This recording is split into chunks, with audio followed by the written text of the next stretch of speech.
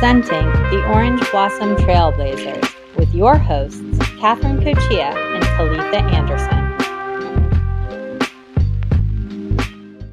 Hey, Kalitha. Hey, Catherine. Guess what? What's going on? We are ready to launch our episode of the Orange Blossom Trailblazers today with our interview with Dr. Susan Himburg. The one, the only Dr. Susan Himburg. First episode, let's go. I cannot wait for everyone to get to hear this episode. She is a true trailblazer, really setting the path towards enhancing educational opportunities for students across Florida through the programming that she has developed, as well as really setting the tone for accreditation standards. And can I just say that you're going to get a little bit of history in this episode, thinking about what dietetics was like in the 70s, 80s, 90s, pre-internet. I love it. I can't wait. So without further ado, guys, let's jump into this episode right now. Let's hear more from Dr. Susan Himburg, and let's do great things. So I thought we'd start with an easy question. So I would like to know, what made you want to become a dietitian? So graduating in high school in 1964, I had managed to take home economics as a subject matter from 7th grade to 12th grade. And I was interested in the health side of that. And nursing was a bit too traumatic for me. And so dietetics side, I got interested in years ago. I don't have it anymore. My sophomore high school math book, which was geometry, and had a note in there for my best friend, says, and wants to be a dietitian. So even by 10th grade, but I know that I believe it was 11th grade that I contacted the chief dietitian at Baptist. So that was there, the main hospital on North Kendall Drive. And she showed me around the hospital, the area, and I met some of the clinical dietitians. They probably weren't called that, at that time. And I liked it. And what I've said to people is that I was fortunate that I had the ability to handle the sciences and the math and chemistry to do it. That so many people, you want to be a optometrist and you take freshman chemistry and you don't make it. I clearly remember at the time, Florida Southern and FSU were the only programs, and this was called food nutrition. I went to FSU and I look back at the, in current times of how big deal it is to get into one of the flagship schools, et cetera, and completed the 4 years, but was still needed to do an internship. And that got delayed with marriage, a child. And 2 years after I graduated, I did the Emory internship and did the Emory's master's. And so it took me to Atlanta because my first husband was in the Army, came back from Vietnam, and we did that. But we came back to Florida in 1973, and my first job was working at FIU here. I left Emory Hospital, was doing renal, working with a very well-known nephrologist, Garland Herndon, and came back and was part of the coordinated program in dietetic, because it was started not with a didactic, not with of course, we're now going to master's level. It was the undergraduate, and the Ohio State University was doing that at that time in the early 70s. And so it was a very new thing. But I always felt like I was fortunate that something that I liked, I thought that I was able to accomplish. And then the effort to go back to do an internship with a 2-year-old and do a master's with a 3-year-old and a PhD with 7, 8, 9, 10-year-old, it gave me a perspective to help students later on of how to manage those responsibilities. That's amazing. And as I think about the history of that time, right, in the late 60s, early 70s, so accreditation for dietitians came about in 69, right? So were you one of those first classes that took the RD exam? I did, because the internship was 70 to 71. And I did take the registration exam. So were we the first one? That's a good question. Maybe, it would have been very close to that. Yeah, so you would have been one of the early classes, which is so almost foretelling, since your career has really spanned into accreditation as we think about it. when FIU was going through that process, we had one of the site visitors was my dietetic internship and my master's program director from Emory, Donna Watson, and she was president of course, you're going to hear me say ADA and FDA. I still call them that. And so it was great to see her. And I'll throw in one little line that she asked me at the time when she saw me, Susan, where do you want to be in 5 years? What do you want to be doing in 5 years? And I realized that I wanted to be the director of that program. And as things turned out, Katie Curry, who was the director, got promoted to be an associate dean in the School of Technology, mind you. We were with engineers. And so in 1979, when I came on a tenure-earning line and I had finished my doctorate, I became director of the undergraduate, the CUP, we called it, coordinating graduate. Oh, that is so cool. So I have a question. What was it like in those early days at FIU? Because the university was brand new. As you guys were starting this brand new program in engineering, which is something I didn't know. Well, we started in health and human services, and one thing after another. Nursing didn't have a very good they opened in 72, but by that time they had not had a very good start, and they were kind of put on hiatus. And we'd had initially a gentleman who was in health service administration as dean, and then Rose Foster, who was a nurse, but nursing got sunsetted there for a while. And so it was the health sciences health programs that were just kind of dangling. And we got put with the School of Technology, and there's still some people at FIU who I knew from those days.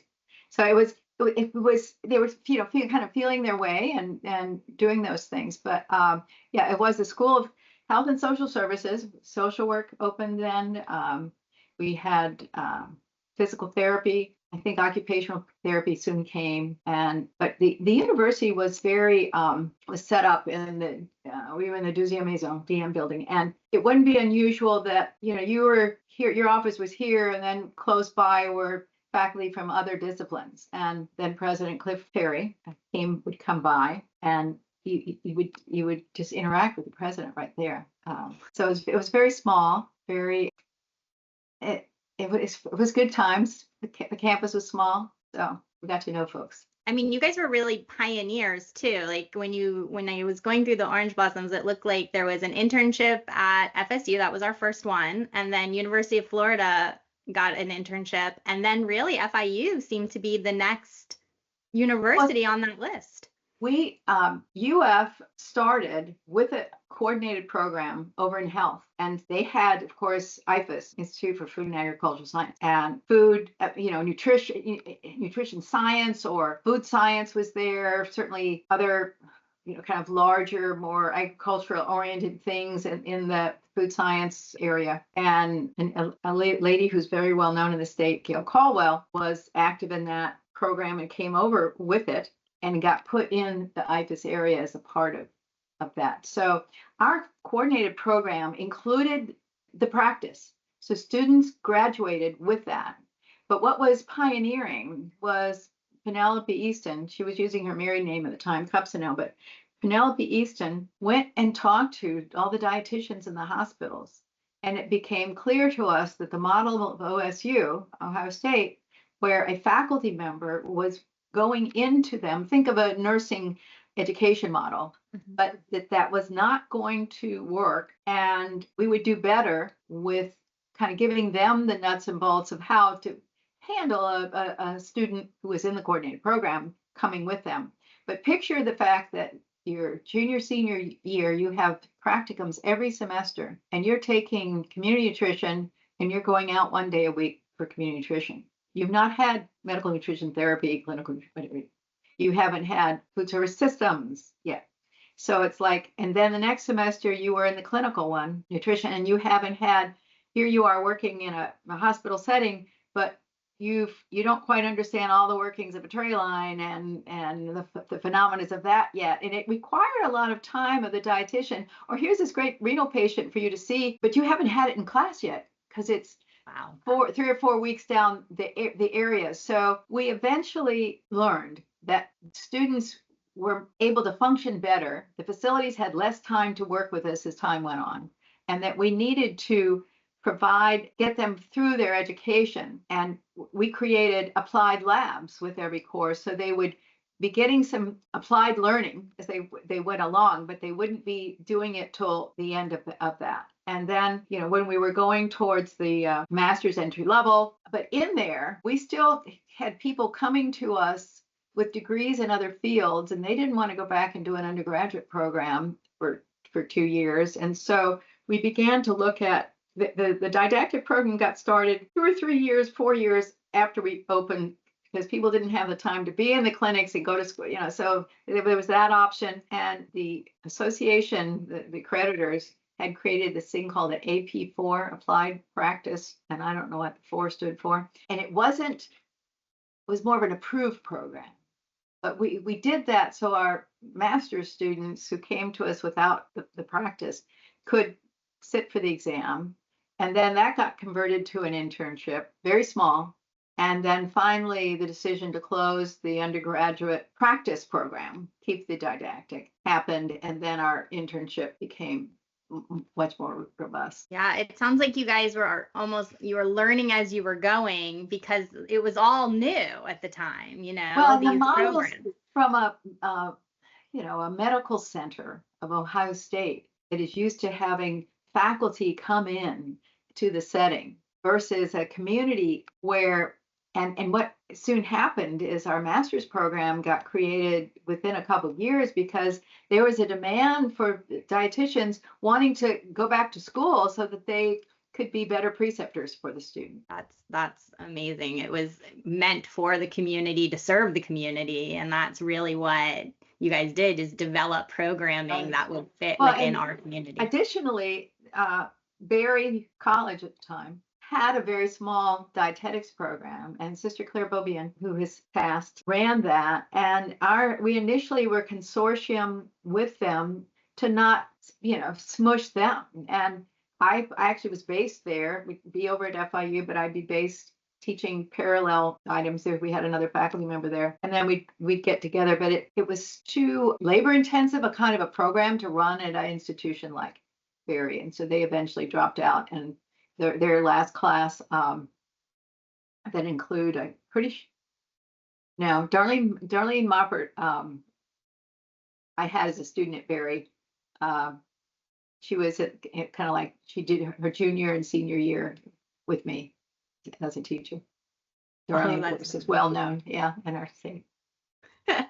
That's amazing. And you see that it's funny when as I go through these different the history of dietetics, you see these interrelationships of everybody. And we tell the students all the time, right? Florida's really small. You end up knowing everybody, and it really becomes clear as you look at an organization like FAND, where everybody is working together on these boards towards these common interests. And so that interconnection is all weaved in with who we all are in the state, which is amazing. So thinking about FAND, you see that the FIU faculty were involved early on.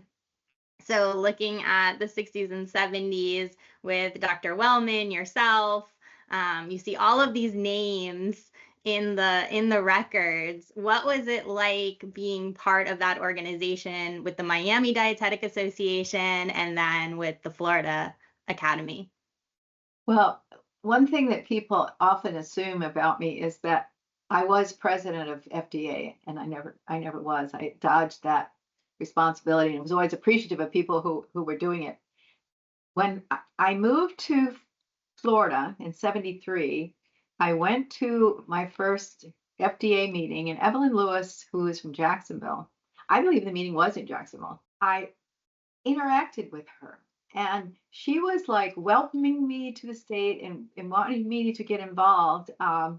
What I ended up doing is that in the Miami Dietetic Association, I became the treasurer. And back in the day, the state meeting moved from district to district, and those were the individuals that ran it. So as treasurer of the Miami Dietetic Association, Dr. Easton and Dr. Curry were both active in the heading up the meeting, and I was the treasurer of the meeting.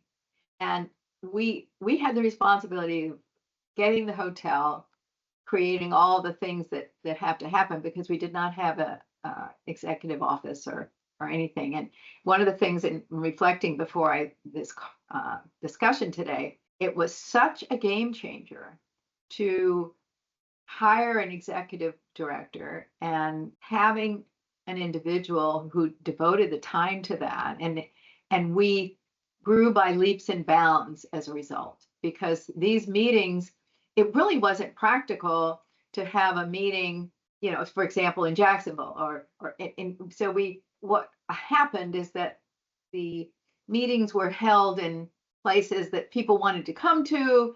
And I think more recently we've been doing it centrally, but we did that kind of like every other year towards the end of when I was, most active. But the thing that I used to tell students was that, volunteer, I started off as a treasurer there.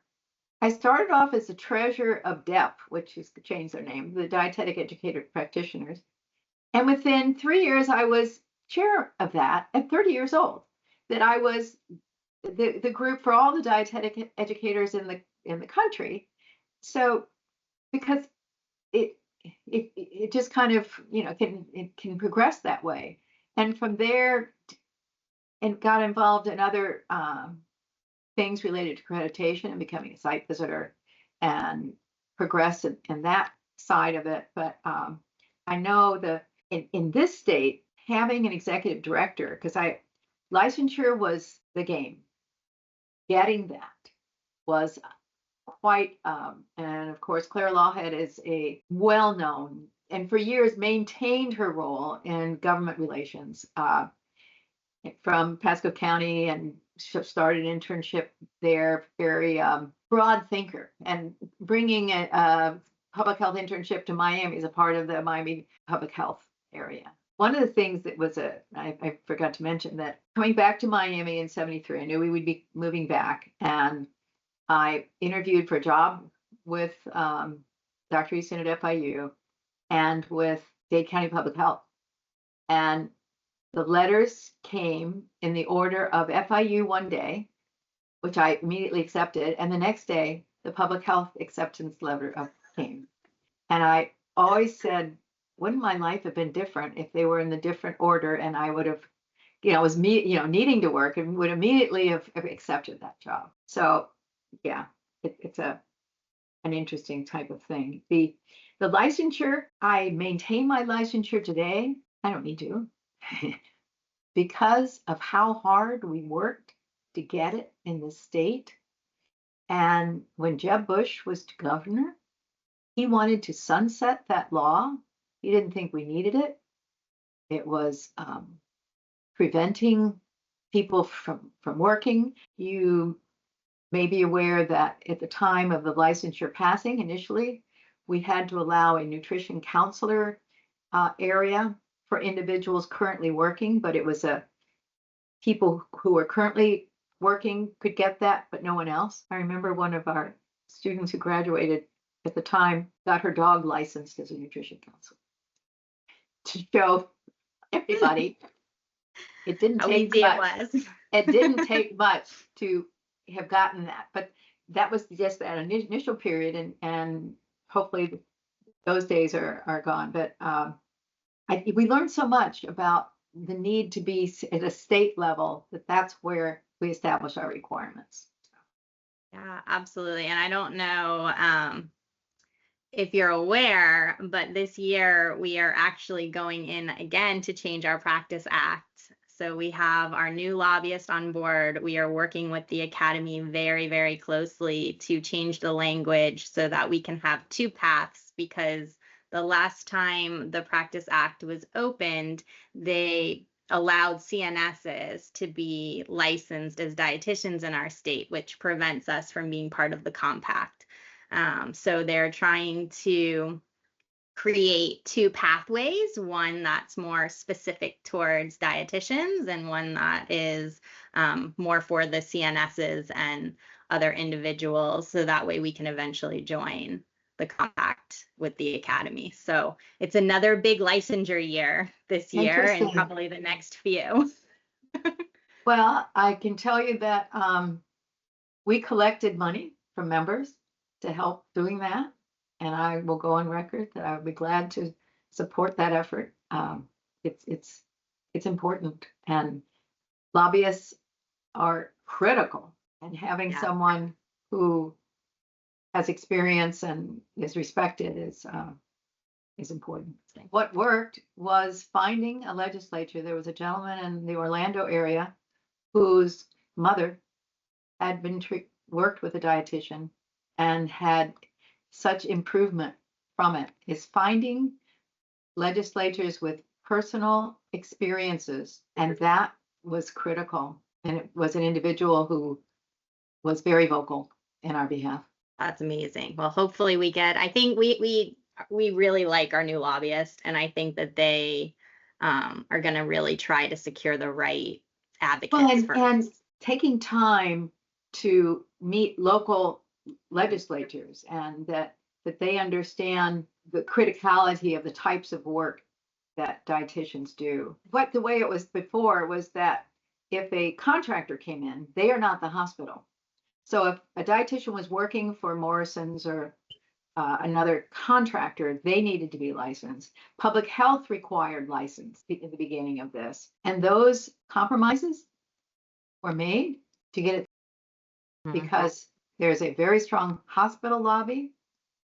There's strong nursing home lobbies, but the dietitians who are consulting, it's a different area, but they're very concerned about increasing their costs. Right. And so that was something that had to be compromised. I know that within the state university system, we have a gentleman who owns significant nursing home properties in a region of the country. And he has been concerned about credential creep, now requiring a master's degree. OT, PT requiring a doctoral degree. You cost more for your salaries of your practitioners goes up with those credentials increased requirements. So when licensure is required for an area that didn't require it before, that's the pushback that has to be looked at. Yeah. Well, we are going to be ready. But coming back a little bit, can you tell me what it was like being part of the boards and participating at the state and the national level without internet? Or cell phones. Or cell phones, yeah. So one of the things that I was remembering, because I was a delegate for Florida for numerous years, and I would travel over to Naples, Manatee, Sarasota area, Broward County to do delegate reports, and certainly Miami. We had this, no other area, maybe California was doing it because they were like an area to themselves. They had so many dietitians that we worked with Area 3. Now, I don't know if the House of Delegates is divided by areas anymore, but it was the Southeast. And we had some strong members in Alabama, very well-known dietitians in the House. And we decided that as an area, we would get together. Usually it was about 3 weeks before the annual meeting. One time we met in the Panhandle, another time in Birmingham, and we went through the entire agenda of the House together and determined as a group, what were issues that were important to us? What did we need to focus on? If there was something that was controversial, if we supported it, how are we going to work with some other areas because the format of the House of Delegates, you would start with an area meeting the day of the meeting. And, it's like sometimes we would send somebody over to another area to kind of talk to them about our priorities.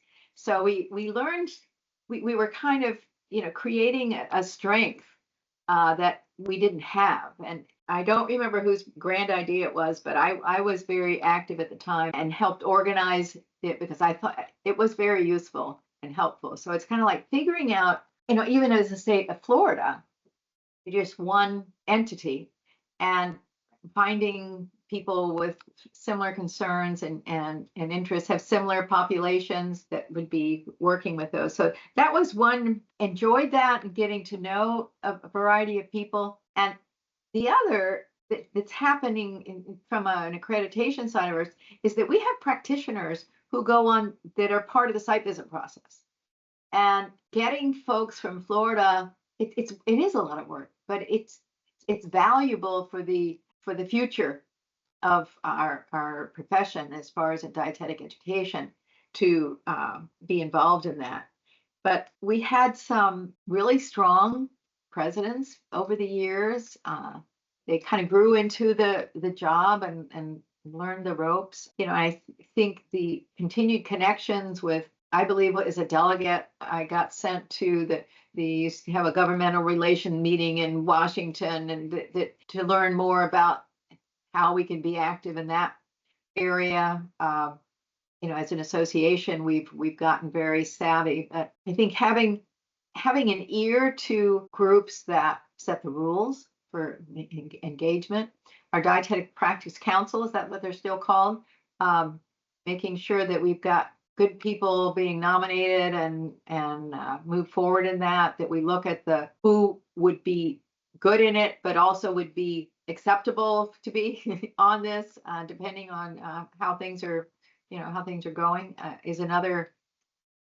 When one looks back at life before all the electronic kind of things, certainly we weren't in touch with each other as easily. And I'm imagining that things moved slower, kind of as a result of that.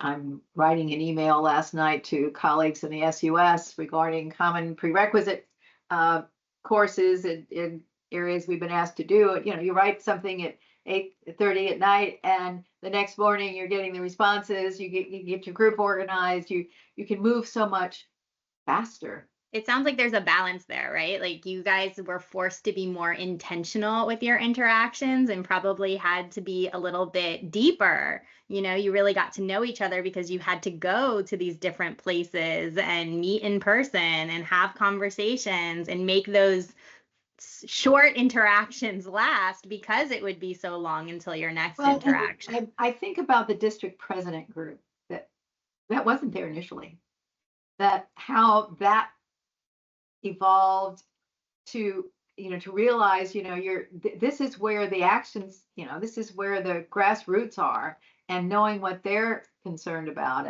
and having someone represent them on the board. I don't know at what point that happened, but I remember going to one of their sessions, one of their meetings, and realizing how important that was in the process. The continuing ed side still remains important from the association's work plan, and providing these areas. And I hope that continues. I've seen some of the districts shrink and grow, and getting that grassroots. There was a period of time, how many years ago, when a lot of the people active in the Miami Dietetic Association were our own students. They were as students, not as graduates. That getting Right. folks to be willing to do that. It may have been the separation, because when the registration process required us to separate membership from registration, and membership was no longer required, people kind of disassociated. I don't need to do that. I'm focusing on my registry. Yeah, I think that you can definitely see the loss of members at that moment in time that has progressed forward through the years, especially with the changes in the financial situations with COVID and other things as the cost goes up to be an Academy member. But the relationships and the impact you have as part of being in the Academy is so important. When you talk about licensure and you talk about these leadership opportunities, there's not really another place that you get the same chances? I learned early on with our own lobbying and that I've continued to support. It's probably called, used to be called ADAPAC, an ADA PAC, but it's probably called ANPAC now. It's funny, some of the folks in my vintage, we still call things by their original names. We didn't like, to me, the term dietetics is unique to us, and at least it survived. It's just not the first word in the emphasis, and I understand it, but I don't mean I like it. I was going to school when we were still ADA as well, so it's still in my personal vernacular, and I sometimes slip in class and the students are like, what are you talking about? Okay, so switching gears just a little bit. So one of the things that, you won the medallion award in the 90s. And one of the reasons for that, there were many reasons, but one of the things that you've done throughout your career is really increase diversity within the field. And I was wondering if you could talk a little bit about that, especially, again, considering you came back to Miami in the 70s, in Florida in the 70s, things were still desegregating in some areas. So what was that like? Can you tell us a little bit about that? It's an interesting history of mine, and some of it's just opportunities that arose. We were, at the time, it was the late 80s, that we learned about Health Career Opportunity Program, HCOP. And that was a broad thing coming out of the Department of Health and Human Services. And it included allied health. Did not include nursing. They had their own pot of money in their own world. Include medical schools. It include osteopathic medical schools. It include veterinary medical schools, and include dentistry. And we put in a grant. We didn't get it. And I saw that there was a help session, information session. So I went to DC, and watching them all this, I'm like, oh, well, no wonder we didn't get it. We didn't do what they wanted us to do on it. So they were very helpful, and I got to know one of the grant managers, whatever their term was, and we created a relationship, and I would call him when I was working on it, and the next year we got it. And so this was working with our health science folks and occupational therapy, physical therapy. At the time we had MedLab Science. And the folks that worked with me on that, we worked together for years. We had that grant mostly on, a year or two off for 20 years. And then when the Reagan administration came in, that funding dried up. In the 60s, when I was in high school, we had Army troops on Palmetto High School's football field because of the Cuban Missile Crisis. And that became the influx of that population into Miami. But by the time we were writing this grant, we had the Mariel boat lift going on, where individuals were released from prison and put on boats to come here. A very different population and the idea was we kept growing. We needed to produce healthcare workers who could relate to the folks that in our community. I was asked to be a grant reviewer, which gives you great connections, and I would be very compassionate about some of the schools. I said, well, they didn't exactly write this, but I know that they intended, and they were like, Susan, I want you to review my grant. There's compassion there, but I became kind of a part of that community and saw the impact. And we were not, DEI today is implying that a minority student is given an experience or an opportunity that another student is not. This was called disadvantage assistance, and anybody that met a threshold related to income could qualify for the services. And what we were doing is we had tutoring, we had supplemental instruction. We identified courses that students had difficulty in, not identifying the students who were having difficulty, but a course that traditionally caused issues. And concurrently, the week the lecture went on by the teacher, a supplemental instruction class was going on to reinforce that. You know, we tracked students and their progress, provided tutoring for some other ones, and saw such great results. Individuals that I still keep in touch with today that feel like they were given a chance. We you know, to do that. So the short story in the medallion. The president of MDA contacted me because the districts, the state get these award nomination in, you know, things, and they decided they wanted to submit my name for the medallion.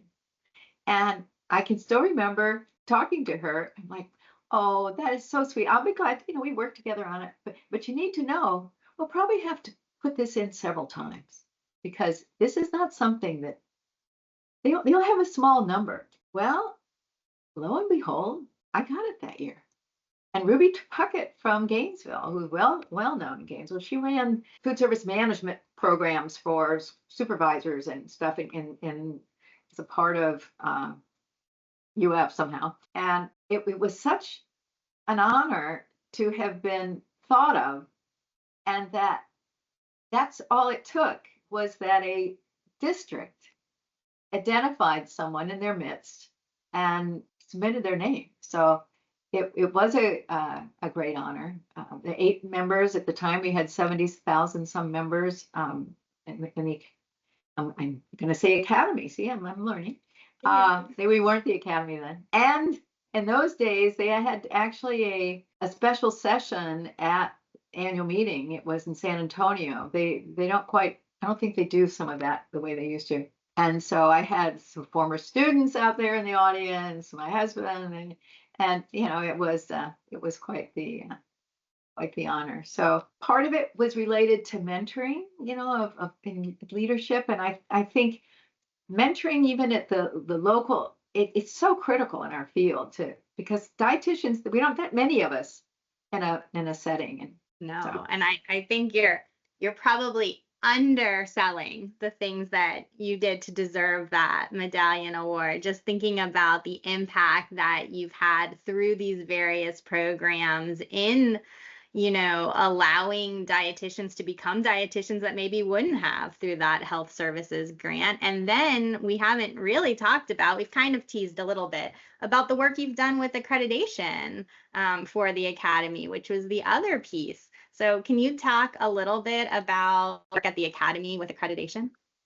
Yes, becoming a site visitor was something I really wanted to do. And in doing that, it's for your own job because you're getting new ideas, but you're also, you know, helping the process. So the structure of accreditation in our profession changed a lot. At the time I was chair over the board, we were under council on education. We now, you know, it moved, and Ascend developed is more unique and not a part of, because the Council of Education was doing a lot of things. Over here was, you know, dealing with program directors and helping them and some other areas, and it's separated a lot. It was a national election to do that. I felt honored. Florida didn't used to do very well. You know, Nancy Wellman becoming president was a really big deal. I continued to do that for 20 years. We had a spell there where our dietetic technician programs were accredited, and I would go on those site visits to train, to be a mentor to folks who are in dietetic technician education, to, you know, kind of for them to model how I would do, you know, a site visit. And some of that has changed more. They got to the point where they actually were sending a staff member with folks to kind of have some, I don't know if that's still going on these days. It's a labor of love to do site visits and accreditation, because you've got your day job and you've got all this other reading and a writing of a report, but it keeps us maintaining standards that we can be proud of, and as well as allowing some creativity that programs have been able to do to kind of work around their setting. I learned early on that I asked, it wasn't a requirement, but I asked that as a chair of the site visit committee the site visitors meet with the provost. And I used it as an opportunity for the provost to hear what good things were going on in that unit, because dietetics units need resources. I wasn't there to tell him, well, we're going to stop accreditation if you don't add more. It was telling them what they were adding to the community, what they were doing with their students, the unique things to kind of help that program within those a smaller university in Texas, or whatever the school. I did large schools and little schools. Amazing. And that parlays into what you do now for Florida International University. So how was that transition? So in 1997, then Provost Jim Mel, our interim dean for our college, was someone who had worked with him. We were someone in receivership.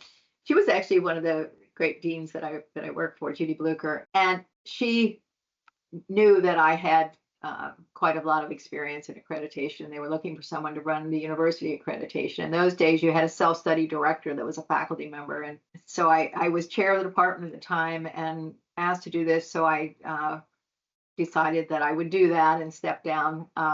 Being a chair of a department is challenging, and I hope everyone continues to support the chair, because it's a challenging job. So I did that for 3 years and came back. I was partly in the college level and part in the program with it. When our then dean, and we were in the health and urban affairs, Ron Berkman, became interim provost, I mentioned to him at a staff meeting, well, the SACS isn't for another 2 years out. It'll be fine. And he's like, SACS? This is a really tall man. He's like, and I said, well, I'll tell you, the only way I learned how to do it the first time was to go to their annual meetings and attend all these sessions and learn the ropes. So he had me go, and next thing I knew, I was no longer doing anything in the college, but it was 100% doing that from 2006. It was supposed to finish in 2010 when and then was asked to stay on. And what year is it now? But anyway. Well, they knew that they needed you. And again, you followed the same pattern. You went in person, you saw all the things, and you learned from the experience. So as you reflect on, we've talked starting your career, why you became a dietitian, moving in through all of these different roles and the things that you've done. What role would you say that the Florida Academy or even the National Academy had on you? What would be your take home message? Oh, I can't tell you how amazing it was to be chair of a dietetic practice group at 30. And I still believe, I don't know how they all work, but that is the opportunity for individuals to be part of a bigger picture. It was amazing to do that. And then I was a member of the accreditation board, and and it still happens that dietetic educators meet in their areas.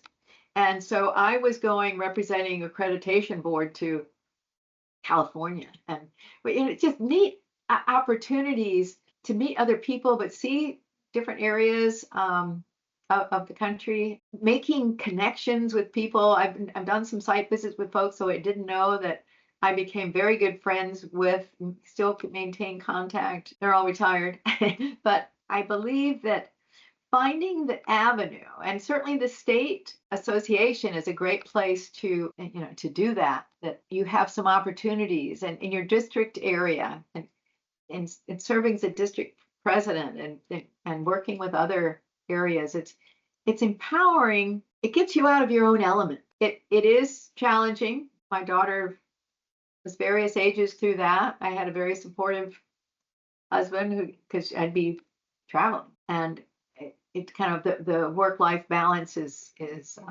important for that process. But I finally got to the point of saying, well, I know I could do that job, but I don't need to. Let's let someone else. I think that doing the university accreditation, which was very labor intensive, forced me to back off. I had to stop being a site visitor, and I would beg off. I did chair the scholarship committee for the association. and that was a great experience, being on a scholarship committee and seeing all these stories of students. And I was on the nominating committee for the academy because I knew, you knew folks. And I will say that this is the first year of the academy's ballot that I don't know a soul. So it's definitely the time is passing. I love going to state meetings and seeing former students and talking to folks. So as we kind of come to a close of our time here together, and you, again, as you reflect, I'm going to ask you kind of a hard question. What is your hope for the future of dietetics across our state? I believe part of the key is understanding how we interrelate in the bigger healthcare picture and create better bonds with other groups so that our voice can be heard, but that we're being connected and having them know us and what we do and can be supportive of us. And that because sometimes with even like your own licensure thing, for some other group who may be so intertwined in their own area, but the experience Florida is having in negotiating this with the legislature, because the legislature is constantly changing. This year was different than the couple years before, and so sharing those experiences and helping each other, I think, is going to help make us stronger. Would be my thought. What an amazing episode, Catherine. I learned so much. Who had any idea that Dr. Himburg did so much and she's still going? That's the most amazing part.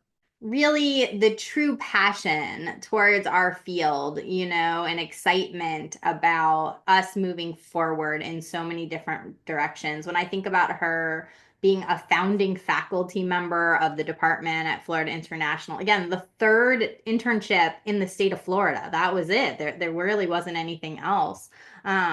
To developing these really important programs so that students could really serve our community. And then the work that she's done with accreditation at the national level, and then for the university as a whole, like it's just absolutely amazing.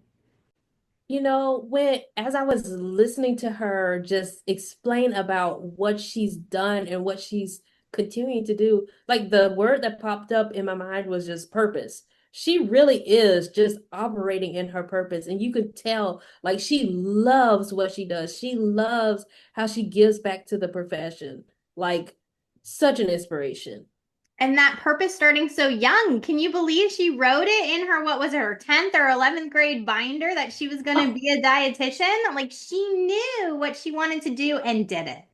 Wild. And then not only that, right? To take it a step further, I love how she was like, "Oh, and my friend, she just casually asked me, "Oh, well, what's your 5-year plan?" Those are the type of friends that we need. Okay? Those are the ones that keep us right where we need to be to keep going higher and higher. Like, wow. Wow. Absolutely.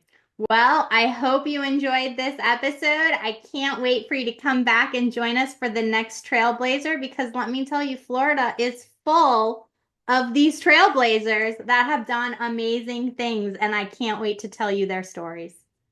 I can't wait for the next episode. So we'll see you guys in the next episode. Take care. Bye.